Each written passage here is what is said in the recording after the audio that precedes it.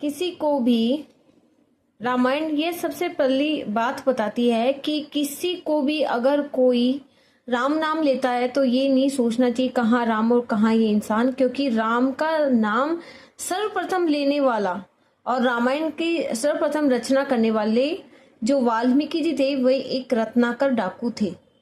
रत्नाकर डाकू जो कोई भी आता था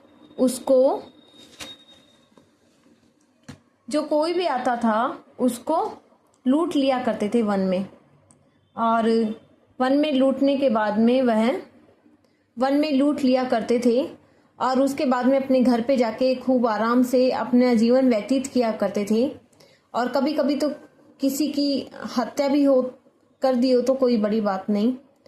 तो एक बार भगवान की उसके जीवन में किसी पूर्व जन्म के कर्म से जीवन बदलने हेतु नारद मुनि से भगवान बात कर रहे थे। नारद मुनि ने कहा, क्या कोई अपराधी सज्जन पुरुष बन सकता है? तो भगवान ने ये कहा कि क्यों नहीं, सज्जन पुरुष बन सकता, राम का नाम ले तो बन सकता। तब नारद मुनि ने कहा कि मैं ऐसे करता हूँ, देखता हूँ। तो भगवान ने बोला कि रत्नाकर डाकू के पास में जाओ। रत्नाकर डाकू जो लूट लिया करता था उसके पास में गए तो वो बोला कि निकाल जो तेरे पास में है। तो बोले मेरे पास में तो कुछ भी नहीं है। तो कुछ तो होगा तुम्हारे पास? बोले मेरे पास तो भाई राम नाम है। तो उन्होंने पूछा कि तुम किसके लिए करते हो ये सब? तब उन्होंने बोला कि मैं अपने परिवार के लिए। तो क्या तुम्हारे कर्मों का फल तुम्हारे परिवारजन भोगने के लिए तैयार है? तो उन्होंने बोला हाँ, मैं उनके लिए करता हूं तो वो मेरे लिए अवश्य करेंगे, भोगेंगे। तो उन्होंने ऐसे कहा, जाओ पूछ के आओ। तो वो भागा भागा गया और जाके पूछ के आता है। तो पूछते हैं तो वो बतलाते हैं, परिवारजन हमारी जिम्मेदारी उठाना तुम्हारा काम है,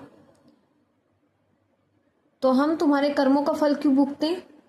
तुम अच्छे कर्म करके कमाओ या बुरे कर्म करके, इससे हमें क्या मतलब है? तुम्हें हमारी जिम्मेदारी पूरी करनी है। तब वह आते हैं और नारद मुनि को कहते हैं कि मेरे परिवारजन ने मना कर दिया, वो मेरे कर्मों का फल नहीं भुगतेंगे, तो अब मैं क्या करूं? तो तुम राम रतन नाम रूपी धन जोड़ो। अब रत्नाकर अंदर से पूरी तरह हिल गया था कि मेरी कमाई खाने को जरूर सब तैयार है, लेकिन मेरे साथ में कर्म फल भुगतने के लिए तो पत्नी भी तैयार नहीं है, जिसे हम कहते हैं जन्म जन्म का साथ होता है, वो भी तैयार नहीं है।